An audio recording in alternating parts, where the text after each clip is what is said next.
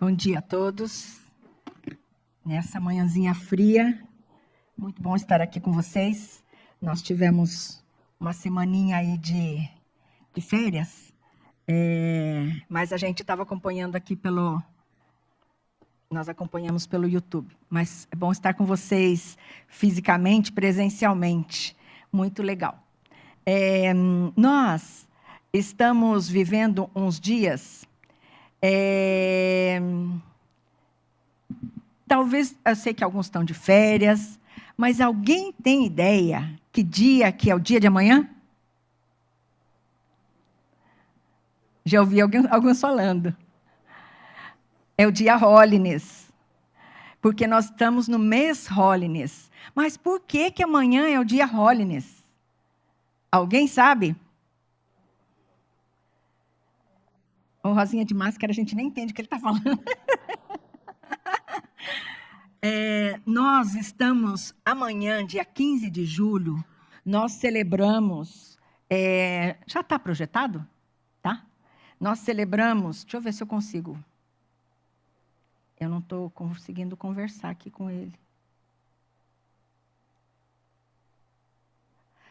No dia 15 de julho de 1925, o pastor Takeo Monobe chegou no Brasil para pregar o evangelho para as pessoas que não conheciam. Especialmente, ele era japonês, saiu do Japão, e chegou dia 15 de julho no Brasil, então ele estava, primeiramente, preocupado com as pessoas em língua japonesa que não conseguiam entender o evangelho, não conseguiriam entender o evangelho aqui nessa terra.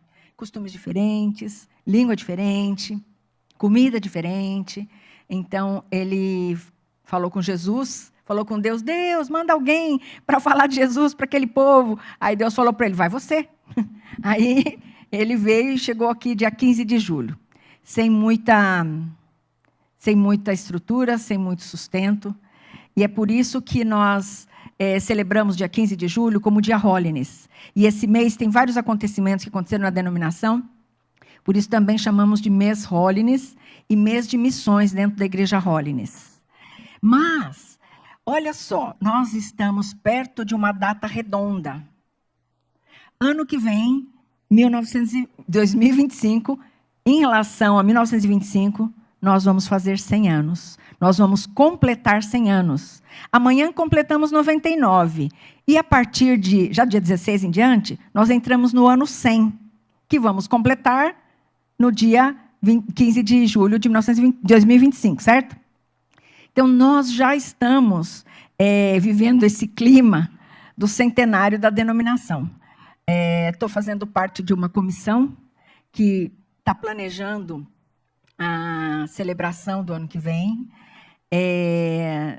Nós temos reunido quinzenalmente, trabalhado em várias frentes, para pensar, não só assim numa festa, não é só nisso que a gente... Isso vai ter, com certeza, isso faz parte, né? Mas também nós estamos começando a pensar sobre reflexões que nos norteiem para os próximos 100 anos. Que possivelmente, muito provavelmente, eu não vou estar aqui para a comemoração dos 200. E talvez aqui também não teríamos... Bom, não posso dizer, né? Deus é que sabe, né? Não sei quem estará aqui para os 200, mas nós vamos ter que fazer alguma coisa aqui pela frente, né? Pensando nisso, eu queria trazer uma reflexão sobre prossigo para o alvo. Nesse texto de Filipenses, capítulo 3, versículo 14, que diz, prossigo para o alvo, para o prêmio da soberana vocação de Deus em Cristo Jesus. Pensando nessas coisas todas que nós estamos... que faz parte aí da nossa reflexão para os próximos 100 anos. O apóstolo Paulo, 1925, 2025. O que vai acontecer nesse período? Por onde a gente vai? O que a gente vai fazer? Como a gente vai fazer? Como a gente vai caminhar para os próximos 100 anos? O que vai ser da vida da gente? Qual a nossa perspectiva? O apóstolo Paulo, ele trabalha muito, em várias ocasiões, na perspectiva de corrida, de caminhada. Ele faz uma comparação da vida cristã com corrida e caminhada. E nesse ponto, eu quero pensar numa primeira coisa, como a gente faz para caminhar? Estávamos essa semana aí falando com o pessoal, falando, e o futuro? Então, como que a gente caminha? A gente prossegue para o alvo. Versículo 12, eu estou usando a Nova Versão Transformadora, diz assim: não estou dizendo que já obtive tudo isso, que já alcancei a perfeição, mas prossigo a fim de conquistar essa perfeição para o qual Cristo Jesus me conquistou.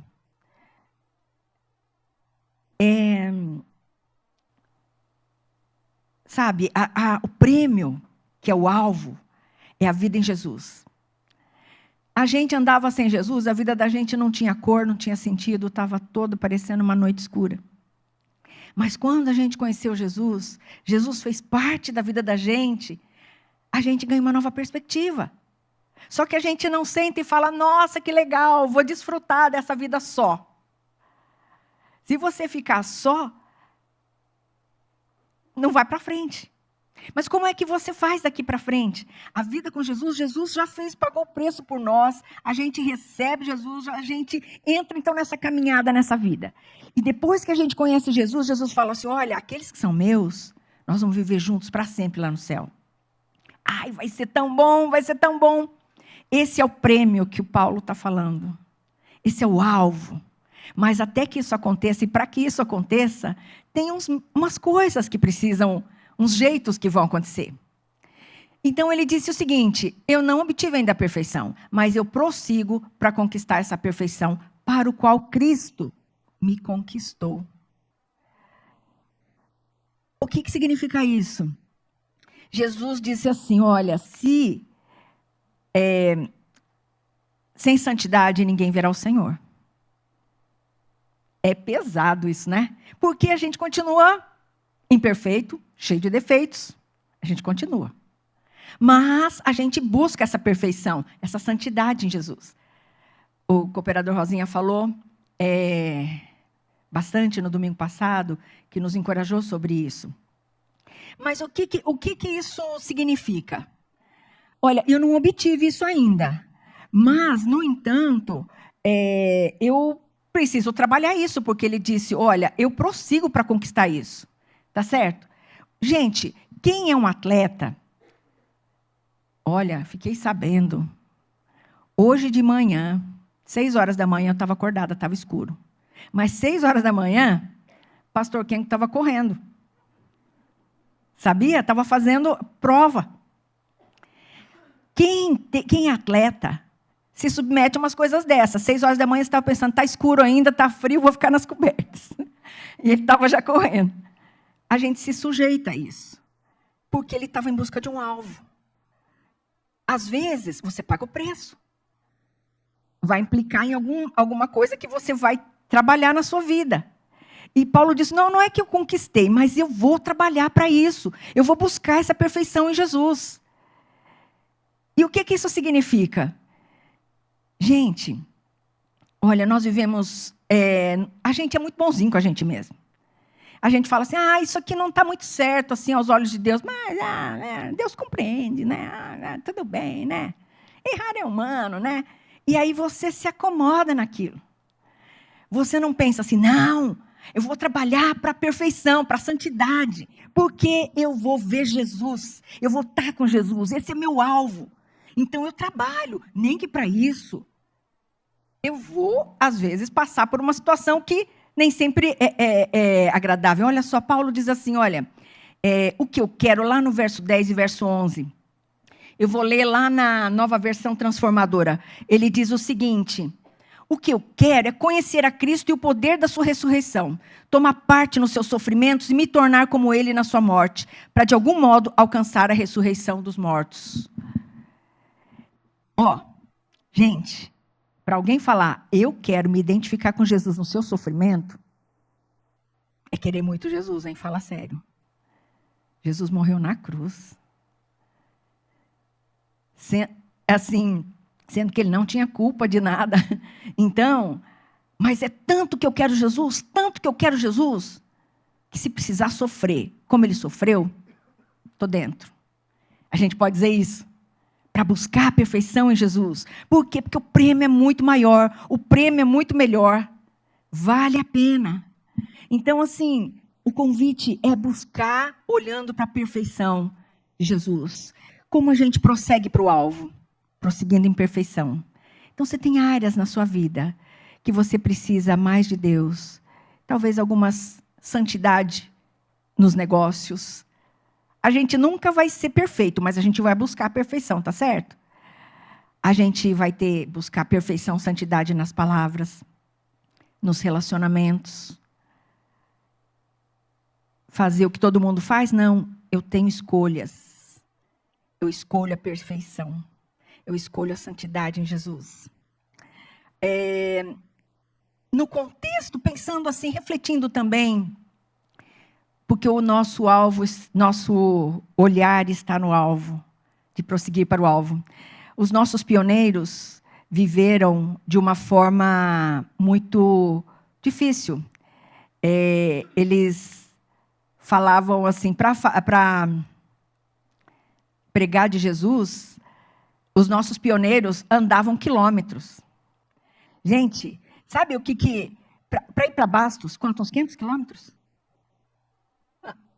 560. Mas eles levavam dias para chegar em Bastos. Para chegar em Registro, levavam uns 3 dias para chegar em Registro. Nós estamos numa outra perspectiva. Mas qual é o valor aqui, como igreja, como pessoas? Eu considero tudo como perda, por causa da sublimidade do conhecimento de Jesus. Essas coisas são poucas, essas coisas são pequenas. Não tem problema eu pagar o preço, eu caminhar, eu fazer. Se eu estiver dentro daquilo que Jesus quer, está valendo. Eu entro nessa. Esse é um convite para a gente, pessoalmente, e para a gente quanto igreja. Que valores a gente vai agarrar. Não é que porque os pastores pioneiros andavam a pé, que nós vamos andar a pé. Mas o valor é, nós vamos onde Jesus mandar. Nem que isso leve mais tempo. Nem que isso leve dias. Uma segunda coisa que a gente vê aqui, no versículo 13, diz assim, agora eu vou ler na versão Nova Almeida atualizada. Irmãos, quanto a mim, não julgo havê-lo alcançado. Mas uma coisa faço, esquecendo uma das coisas que ficam para trás e avançando para as que estão diante de mim, prossigo para o alvo. Olha, você prossegue em perfeição, prossegue para o alvo, mas tem outro jeito, esquecendo das coisas e avançando para frente. Você já viu corredor de alta performance? Tipo o pastor Kengo ali, ó. Correu olhando assim, nossa, que florzinha legal, hein? Olha o passarinho. Opa! O meu adversário está lá atrás. Nossa, tinha uma pedra ali. Nossa, sai. Não, quem corre? Corre olhando para frente. Não corre olhando para trás. Tá certo? Mas, às vezes, na nossa vida cristã, a gente fica meio assim, né? A gente tem alguns machucados que aconteceram na vida da gente. Ou tem algumas coisas do passado. Mas a gente fica sentado, lamentando, remoendo. E olhando. Não estou falando que você não deva tratar. Não estou falando que você não deixe Jesus cuidar. Mas deixa Jesus cuidar e segue em frente. Eu sei que o tempo para cada coisa leva um tempo. Não estou dizendo que isso é instantâneo. Não estou dizendo que isso é fácil. Mas, às vezes, a gente se distrai com muita coisa pelo caminho, sabe? A gente, às vezes, tem alguns problemas e a gente deixa Jesus tratar e a gente volta para pegar de volta. E tem uns problemas que a gente pega no colo, afaga, fica com eles. Não deixa eles irem embora. Jesus falou, seu Paulo está falando aqui, ó. Esquece e avança. Tem coisa que você deixa para Jesus e vai em frente. A gente não fica parado. Na NVT, esse versículo, ele diz assim, não alcancei, mas concentro todos os meus esforços nisso. Esquecendo-me do passado e olhando para o que está adiante. E, olha, precisou de um esforço. Ele concentra os esforços nisso para largar para trás a velha vida, para focar em Jesus, para seguir em frente. largar para trás. Olha, a igreja, eu e você, somos feitos de pessoas imperfeitas. Eventualmente, a gente machuca alguém. E também é machucado. E a gente leva para Jesus, deixa Jesus tratar. Não sei quanto tempo vai levar, mas deixa Jesus tratar. Mas não deixa essas coisas tirarem você do alvo de seguir na direção de Jesus. Eu prossigo para o alvo. Eu avanço. Eu vou em frente. Eu deixo Jesus tratar e vou em frente. Eu concentro minhas forças nisso. Você já pensou numa coisa dessas? Nossa igreja, Holiness, a gente teve momentos difíceis também, como igreja. Nós tivemos rompimentos, coisas difíceis. Uma das coisas que aconteceu no dia 5 de julho de 1934 foi que a igreja do Brasil rompeu com a igreja Holiness do Japão, por uma série de razões que eu não vou falar aqui agora, que não vai dar tempo. Já falei em outras vezes. Mas, gente, custou muito para a igreja Holiness do Brasil. Nessa época, pastor Yamazaki, quem tiver oportunidade, leia, ele disse o seguinte, ele descreve: a pequena Holiness do Brasil, com apenas 8 pastores evangelistas, que eram pastores evangelistas. Eles ainda não eram pastores ordenados. Eles eram, tipo, aspirantes a pastores, alguma coisa assim, sabe? Eles estavam sendo pastores, mas ainda não eram muito efetivos, vamos dizer assim. Não é a palavra essa, não, mas eles não eram ordenados, vamos dizer assim. 7 igrejas. Sabe quantos membros nós tínhamos em 1934? 23. Menos de 1/10, talvez, dessa Igreja da Liberdade. Mas isso era no Brasil inteiro, né? Que se resumia São Paulo, Registro, Bastos. 23 membros. Pastor Nampo dizia assim, disse para mim, nós nos sentimos desamparados. Não tinha muita coisa que vinha do Japão. Não tinha sustento, mas tinha apoio, vamos dizer, apoio moral, né? Apoio espiritual. Tinha apoio, com certeza, mas nem era sustento. Mas eles sentiam um desamparo. Né? O que vai ser de nós agora? Mas pastor Yamazaki escreve assim, no ano em que se deu a independência, havia um clima de desafio, de crescimento. Tipo, passou, vamos em frente. Avança. Nós temos para crescer. Cada um de nós temos essa oportunidade diante do Senhor. Sem ficar patinando, sem ficar remoendo. Nós vamos em frente, avançando, em nome de Jesus. E tem uma terceira coisa que acontece. Sim. Às vezes a gente não só fica nas coisas ruins, mas a gente fica nas coisas boas, né? Uma vitória do passado não garante uma próxima. Quem já ganhou uma corrida não está ganhando todas. Tá certo? Então a gente luta pela próxima, a gente segue em frente. Também seu passado não define seu futuro, deixa Jesus definir seu futuro. Cada passo, a gente deve ter o foco no alvo em Jesus. A gente prossegue para o alvo, esquecendo das coisas e avançando adiante. E outra coisa que a gente faz quando a gente prossegue para o alvo, é prossigo com coerência. Lá no versículo 16, olha lá, eu vou ler aqui na nova versão transformadora. Contudo, devemos prosseguir de maneira coerente com o que já alcançamos. A gente não fica preso nas vitórias do passado, nem nos erros do passado, mas a gente segue em frente com coerência. Jesus fez uma obra linda na minha vida. E eu sei que você tem histórias para contar de Jesus fazendo na sua vida. Para lembrar quantas vitórias Deus já deu na sua vida. Quanto de cura Deus já trouxe.